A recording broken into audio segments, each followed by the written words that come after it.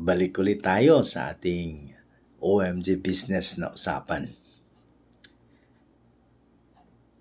Day 2 na ng 2025. New Year pa din tayo.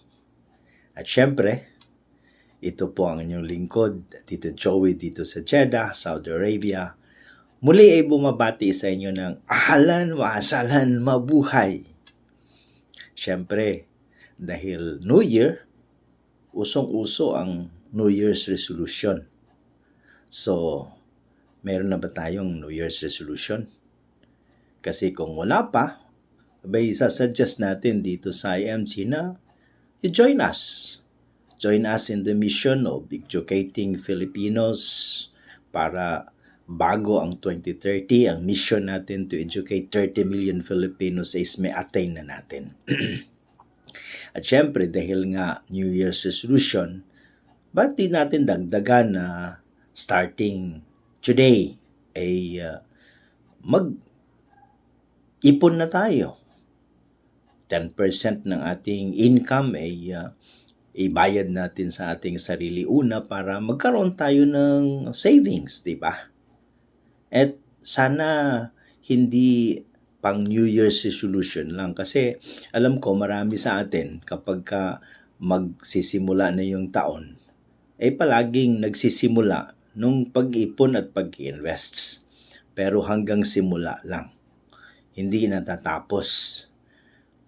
Pero mas mabuti na yun nagsimula no? Pero ngayon siguraduhin natin na kung ano man ang ating nasimulan, gawin natin. So paano mangyayari yun? Simple lang. Kailangan sumama ka sa mga grupo na ang palaging bukang bibig ay mag-save, mag-ipon ng tama, magturo sa iba. At sino ang team na iyon?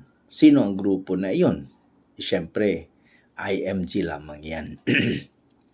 Kaya kung ready ka na, kung napag-isipan mo na magsisimula na tayo ng ating New Year's resolution, una is paying ourselves first para mayroon tayong savings. Yun ang savings na ating invests. Kung hindi ka pa nakapag-attend ng ating mga seminar, ang aking advice, unang-una mong gawin ngayon ay mag-attend ka na isa sa mga seminars ng IMG. Kapag kayo nakapag-attend dito, ang iyong puso, ang iyong isip ay ma-open up. At hindi lamang New Year's resolution ang iyong gagawin. Magkaroon ka ng goals sa buhay mo financially, magkaroon ka ng plano, at lahat iyan ay tutulong at ituturo ng IMG sa iyo.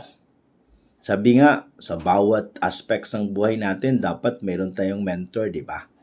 Why not join us in IMG and find a mentor for yourself kapag ang pinag-uusapan natin ay finances? Sapagkat anuman ang sabihin natin,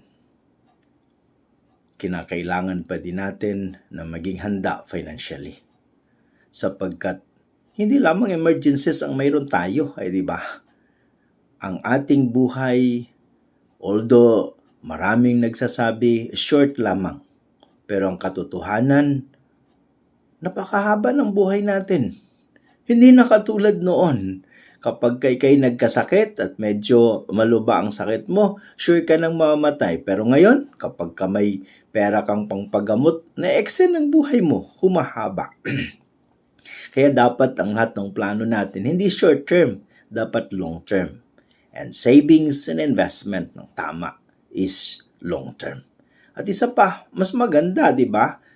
Why not have your own business ngayong 2025? Anong business yun? Di business of helping others. Ang business na tinuturo at yun ang advocacy ng IMG. So kung ready ka na, our invitation is open. Pwede tayong mag-usap one-on-one, over a cup of coffee, or kahit on phone kung gusto mo. And mayroon tayong mga seminars available in person and webinar kung gusto mo para makapagsimula ka na. Let us start New Year right. matuto, mag-aral, at gawin natin tamang savings and investment. Dahil naniniwala kami na dito sa IMC, blessings and opportunity never end.